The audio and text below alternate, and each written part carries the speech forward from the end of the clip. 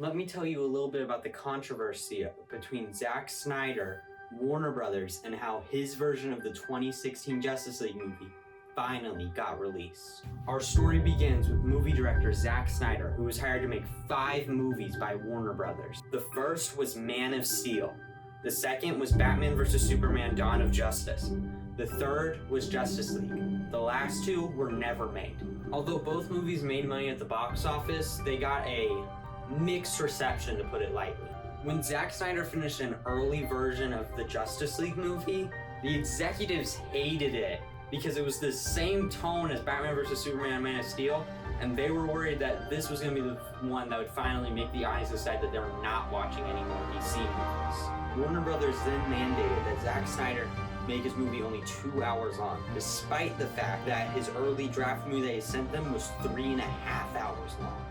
They also told Zack Snyder he couldn't delay the movie due to their upcoming merger with AT&T.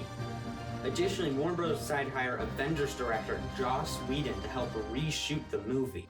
Warner Bros., however, liked what Whedon was doing so much with the movie that they decided to give him more and more control over it. Due to a family tragedy, however, Zack Snyder had to leave the movie, and Warner Bros. Just kept making the movie without him. Once the 2-hour cut was finally completed, only 10% of the footage was Snyder's, and the rest was Joss Whedon's. Zack Snyder still got credit for it, however, and it was a big waste of time because the movie lost money at the box office and got negative reviews too. After this, Zack Snyder began to post online about his original version of the movie. They started a fan campaign where people were trying to pressure Warner Brothers into releasing the Snyder Cut.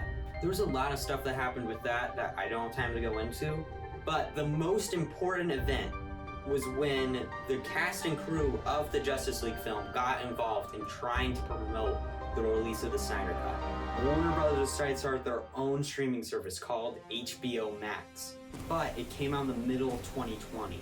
So, they needed something that wouldn't require them gaining any new footage due to COVID. And they picked to release the Snyder Cut